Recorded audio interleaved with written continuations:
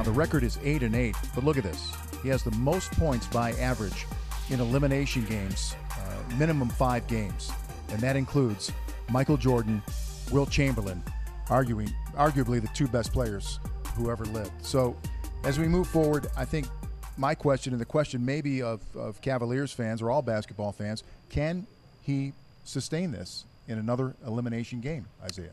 Absolutely. And, let me see if I can just put this in perspective in terms of when we're talking about LeBron James.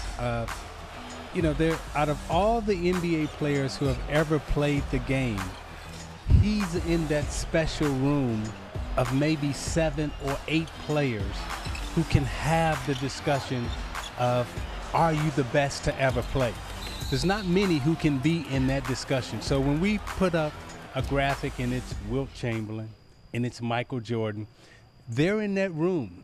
Guys like myself, others, we peeking in to see what they're talking about.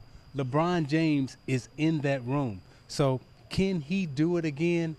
Absolutely. And now that the burden is off his shoulders, so to speak, in terms of questioning his jump shot, he's on fire right now. And a LeBron James on fire and a Kyrie Irving on fire for 2 more games, to me, spells trouble for the Warriors. Guys like you and me are just reading the tweets, Vince. About those guys speaking about into the that other room. guys. That's right. Yes. That's right. Okay. Yeah, at 4. So in the finals now, LeBron James 40 points in 4 of 11 finals contests against the Warriors, and I'm completely with Isaiah. If you don't think LeBron James is capable of doing it again, you'd be fooling yourself. Well, it's going to be interesting. Draymond is back, just putting it out there, and that's going to change the dynamic of this elimination game. Another interesting aspect of LeBron James' run through the finals with Kyrie is that they have teamed to become just the 4th set of teammates to have 140 or more points through the first 5 games of an NBA Finals. So rare, it hasn't been done since 1963, Baylor and West, and they did it the year before, and Elgin Baylor was even better with 209 points through 5 games. So my question is, Bones, are LeBron and Kyrie kind of like West and Baylor in terms of facing this invincible opponent?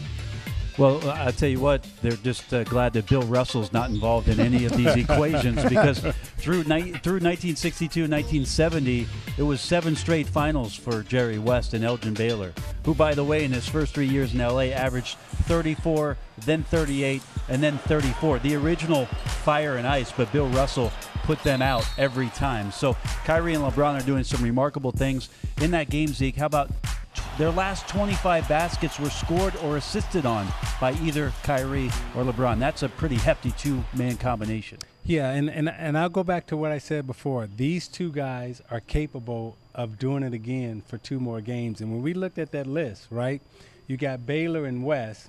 They did it twice. Okay, so those are 2 guys, and then there's 2 more, and then there's Kyrie and LeBron. So there's only 6 people in the history of our game who's ever had these kind of numbers, and LeBron James is one of them. So to think that they can't do it 2 more times, don't fool yourself. And like you said, Bones, they're not playing against Russell. They're not playing against Chamberlain. They're not playing against Alcindor or Kareem. They're playing against 2 guys who are the same size as they are in terms of Steph Curry and Klay Thompson. I love when we go to the old tape. We got West and Baylor.